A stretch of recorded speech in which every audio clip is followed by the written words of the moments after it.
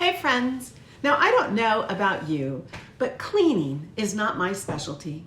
There are a few blessed people in this world who like to clean, and I marvel at them.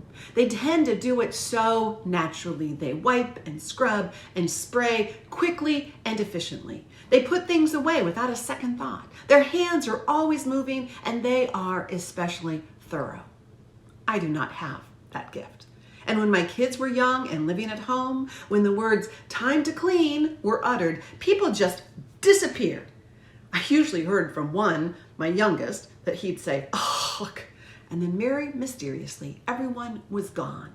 The once loud and raucous household was now quiet and almost serene.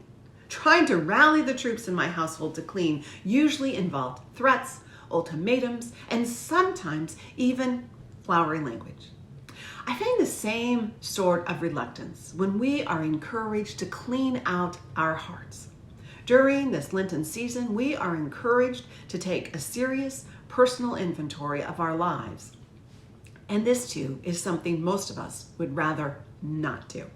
We fill our lives with so much other stuff that we are too busy for our inner lives. For some, it's easier to clean the kitchen than to clean one's heart. There's an old cartoon I used to enjoy, Calvin and Hobbes by Bill Watterson.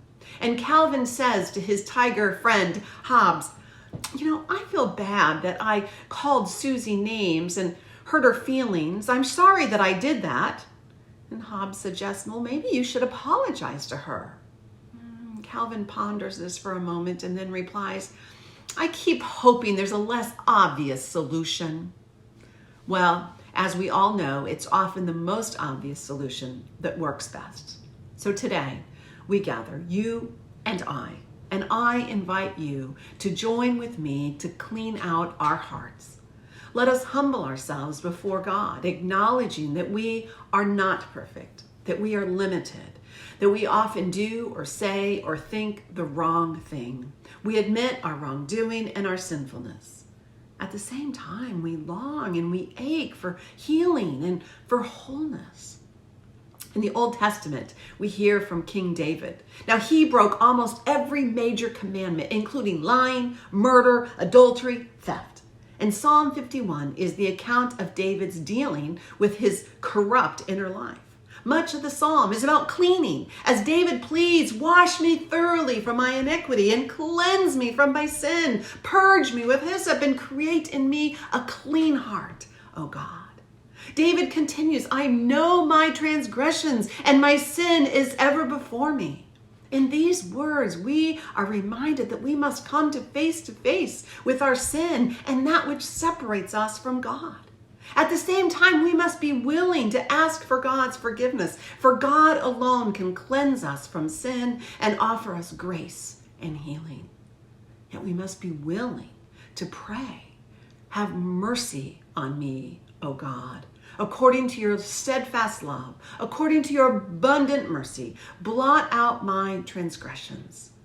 When we are open to receiving God's grace, then we are able to experience the wholeness and the connection and a sense of peace. Now, even though I don't like cleaning much and I am not that good at it, I do love a clean house. Somehow it helps me relax and feel good about myself, to clean all the cobwebs out of the light fixtures and the grime out of the shower, and it's healthier for everyone to rid the kitchen of any extra germs. In the same way, I feel better when I clean out the closet of my heart. Many of us tend to store things for way too long. Grudges can be kept for years. Bitterness can grow like a weed, and resentments can be locked in a safe. Our guilt turns into shame, and shame weighs us down. Yet when this happens, it takes too much space, and we don't have any room for the good stuff. And pretty soon our closets become so full that our hearts can't hold it all, and we can fall into despair.